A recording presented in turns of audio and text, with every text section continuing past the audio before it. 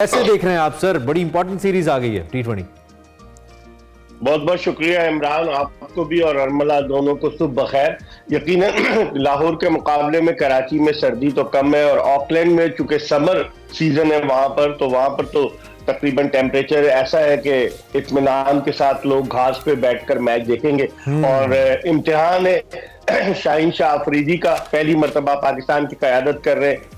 2018 में जब आए थे इनके भाई रियाज आफरीदी ने मुझे बताया था दुबई में कि मेरा भाई बड़ी मेहनत कर रहा है और वो जो है इतना दिन पाकिस्तान के लिए खेलेगा, और वही हुआ कि उसने खेला। आपको याद होगा इनके भाई रियाज आफरीदी पाकिस्तान की जानिब से सिर्फ एक टेस्ट मैच खेले और उसके बाद वो ICL इंडियन क्रिकेट लीग में चले गए और उसके बाद किस्से पारीना बन गए। लेकिन शाहीन शाह अफरीदी ने अपने भाई का ख्वाब जो है उसकी ताबीर लेकर आए और वो अच्छा परफॉर्म कर रहे हैं। अब देखें कल क्या होता है। लेकिन न्यूजीलैंड की कंडीशंस में पाकिस्तानियों के लिए अपने आप को एडजस्ट करना खासा मुश्किल होता है, खासतौर पर बैटिंग के शोबे में, क्योंकि वहां पर गेंद स्पीन के साथ साथ हवा तेज चलती है तो स्विंग भी होता है। As compare to Australia, New Zealand की विकेट्स जो है they will be different from Australia. थोड़ी सॉफ्ट विकेट्स भी है और वहां गेंद स्विंग भी होता है, सीम भी होता है, तो मुश्किल होगी। लेकिन देखते हैं कि क्या होता है। ठीक है, तो हम सबसे पहले जरा बॉलिंग स्क्वाड अपना देख लेते हैं। एक तो शाहीन खुद leading from the front, Haris Rauf is making his comeback, कितना स्ट्रांग करेगा? और उसके साथ साथ आपके फेवरेट इन्वर्टेड कॉमर्स के अंदर Nawaz is also expected to be back. मेरे साहब बिल्कुल, नवाज को इमरान इसलिए रख रहे हैं कि वो बैटिंग अच्छी कर लेते हैं। उसामा मीर हालांकि बैट्समैन है, लेकिन नवाज ने माजी में 1-2 साल पहले आपको याद होगा इंडिया के खिलाफ दुबई में बड़ी अच्छी बैटिंग की थी, उनको ऊपर भी भेजा था, तो शायद ये एडवांटेज हो। लेकिन अभी तक मेरे ख्याल में टाई है दोनों के दरमियान, उसामा मीर और मोहम्मद नवाज के दरमियान। मैं अगर जाऊंगा तो डेफिनेटली मैं नवाज के साथ जाऊंगा। उसकी वजह यह है कि वहां हवा चलती है। उसामा मीर जो थे वर्ल्ड कप में इतने इंप्रेसिव नहीं रहे, वो फ्लाइट देते हैं और कीवी टीम बड़ी मजबूत है। आप उनकी बैटिंग को देखें इमरान के केन विलियमसन है, डैरल मिचेल है, डेवन कॉनवे है, ग्लेन फिलिप्स है, उनकी बैटिंग बहुत तगड़ी है। तो उसे कैसे भूल सकते हैं?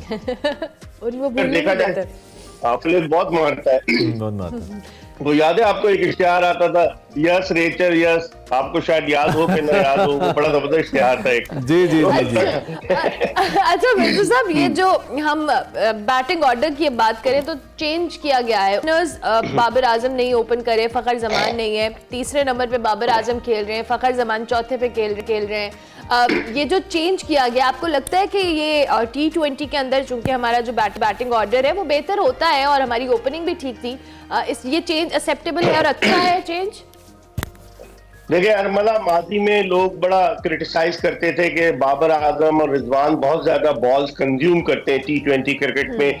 वो जब इनिंग्स ओपन करते हैं तो बहुत ज्यादा बॉलें खेलते हैं और नीचे आने वाले बैट्समैनों पर प्रेशर होता है, तो शायद उन्होंने, और बाबर आजम का वैसे भी गुज़िश्ता चंद माह से सितारा गर्दिश में, अगर आप हकीकत की निगाह से देखें कि वो उस फ्रेम ऑफ माइंड में नहीं है जो परफॉर्म करें। अभी आप देखें कि वो 6ठे नंबर पर थे ICC की टेस्ट रैंकिंग में, अब 8वें नंबर पर आ गए।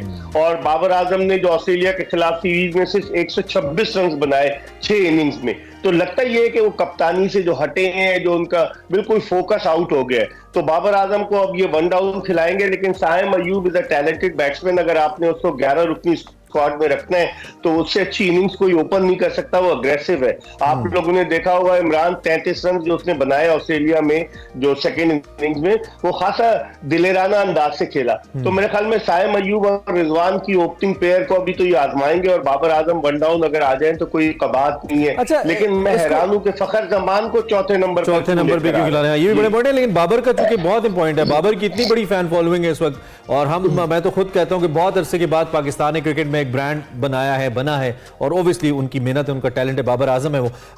बाबर आजम की जब हम बात करें तो ये महज इसको उनका बैड पैच या एक डिप कह सकते हैं उनके करियर में जो फिल वक्त चल रहा है, या कहीं ना कहीं इंटेंट का इशू है, कहीं ना कहीं माइंडसेट का इशू है, जो अल्टीमेटली बड़े प्लेयर के लिए सद तक भी खतरनाक होता है कि वो टीम से बाहर भी हो जाते हैं। हमारे पास विराट कोहली की एग्जांपल है, बड़े प्लेयर्स कई ऐसे हुए हैं ऐसे मौकों के ऊपर कि वो उनको टीम से ही बाहर होना पड़ गया। खुदा ना खास्ता कहीं ऐसा भी हो सकता है बाबर अगर ऐसे ही चलते रहे? देखिए माइंडसेट का तो इशू चल रहा है इमरान, जो नजर आ रहा है। और बैक पैच की आपने बात की तो हर बड़े क्रिकेटर की कैरियर में बैक पैच जरूर आता है। तो बाबर आजकल उस फेज से गुजर रहे हैं। बेतहा कामयाबियां हासिल करने के बाद जब आदमी नाकाम होना शुरू होता है तो डेफिनेटली उसके असरात तो उस पर मुरतब होते हैं कि मैं रन्स करूं किसी भी तरीके से, मैं दोबारा अपने उसी मूड में वापस आऊं मूड में। तो मुझे लग रहा है कि बाबर आजम जो है ना, थोड़ा सी इंटेंट का भी मसला है, थोड़ा साइकोलॉजिकल भी उन पे थोड़ा सा प्रेशर है। हालांकि हमने देखा ऑस्ट्रेलिया में एंजॉय करते नजर आए, लेकिन बज़ाहिर यही लग रहा है मुझे तो। अच्छा, दूसरी जानिब चूंकि हम कैप्टेंसी की बात करें, ये डिफरेंट बॉल गेम होता है इंटरनेशनल क्रिकेट। आप तो बहुत बेहतर समझते हैं, आपने तो बहुत बराह रास्त मुकाबले कवर किए हैं, देखें और हम भी बीइंग फैंस ओब्वियसली देखते हैं। एक लीग के अंदर कप्तानी करना जो कि बड़ी इंप्रेसिव थी शाहीन शाह की, और फिर एक बड़े टूर्नामेंट के अंदर पाकिस्तान की कौमी टीम की कप्तानी करना, these are both I mean different things, ऐसा लगता है। लेकिन क्या आपको लगता है कि शाहीन के ऊपर जो जिम्मेदारी डाली गई है इतने मुश्किल टीम के खिलाफ, उनके होम ग्राउंड के ऊपर प्रूव कर पाएंगे खुद को, दो कि पाकिस्तान की अच्छा स्क्वाड है, अच्छे प्लेयर्स हैं उनके पास? आपने बड़ा अच्छा पॉइंट रेज किया इमरान के। देखें, लीग की कप्तानी और मुल्क की कप्तानी करना दो डिफरेंट चीजें, और यकीनन प्रेशर होगा शाहीन शाह अफरीदी पर। शाहीन शाह अफरीदी ने 2018 में जब से अपना क्रिकेट कैरियर शुरू किया तो इंटरनेशनल क्रिकेट में उन्होंने 4,500 से ज्यादा ओवर्स किए इंटरनेशनल क्रिकेट में। और जो लीग्स खेलते हैं उन लीग्स में भी उन्होंने बहुत ज्यादा ओवर्स किए। एक तो उनकी बॉडी सस्टेन कर पाएगी, जिस तरह की उनकी फिटनेस का क्वेश्चन मार्क है, जैसे उनको सिडनी टेस्ट में रेस्ट कराया, और दूसरे कप्तानी का प्रेशर। ये दो चीजें जो है ये हॉर्न करेंगी यकीनन शाहीन शाह अफरीदी को। लेकिन वो फाइटर क्रिकेटर है, हमने देखा लाहौर कलंदर्स को 2 दफा उसने जितवाया, फाइट की, ही लेड फ्रॉम द फ्रंट। तो लगता यही है एक चैलेंजिंग टास्क है। लेट्स सी कि इस चैलेंजिंग टास्क में वो कैसे पूरा उतरता है। आपको याद होगा 1982 में इमरान खान को पहली मर्तबा कप्तान बनाकर इंग्लैंड भेज दिया गया, और पाकिस्तान टेस्ट सीरीज में उसने लॉर्ड्स टेस्ट में कामयाबी हासिल की। ऐसी बहुत सी मिसालें हैं कि जब प्रेशर आता है और प्रेशर में खिलाड़ी ज्यादा अच्छा परफॉर्म करता है और कैप्टन हो तो और ज्यादा उसकी जिम्मेदारी बढ़ जाती है। तो मेरे ख्याल में it will be a challenging task for Shaheen Shah Afridi. Definitely challenging तो होगा, अल्लाह करे इसमें कामयाबी हो। जो कि हमने टेस्ट मैचेस की सीरीज में कुछ अच्छा रिजल्ट दो के शान मसूद कैप्टनसी कर रहे थे, लेकिन मेरे सब जो व्यूअर्स हैं या क्रिकेट फैंस हैं वो तो डिसअपॉइंटेड हैं। टीम का मोरल भी डाउन होता है इस तरह से, अगर आप हारे और आप कोशिश करने के बावजूद हारें। सो आपको लगता है कि इस T20 सीरीज के अंदर पाकिस्तानी टीम ओवरऑल अच्छे मोरल के साथ मैदान में उतरेगी कल?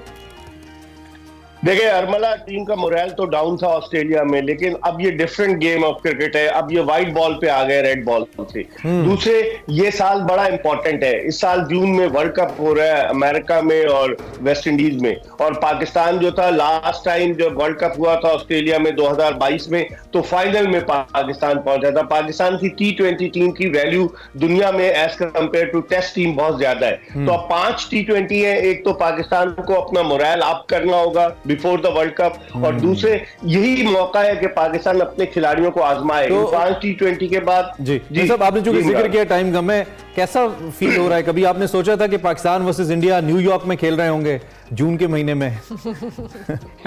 बहुत जबरदस्त होगा। लोग अभी से 9 जून के टिकटों की डिमांड कर रहे हैं। जो एक्सपेट्रिएट्स पाकिस्तानी है वो कह रहे हैं कि टिकट्स हमें कहीं से दिलवा दें।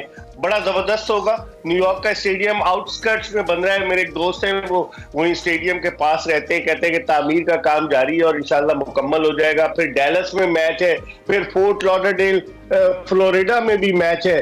तो उस लिहाज से अगर देखा जाए तो फोर्ट लॉडरडेल में तो मैं गया हूँ, वहां पर बड़ा अच्छा स्टेडियम है, वहां इंटरनेशनल मैचेस है। लेकिन न्यूयॉर्क का तो क्या बात है, वहां अमेरिका में तो इमरान सब लोग ड्राइव करके आ जाते हैं।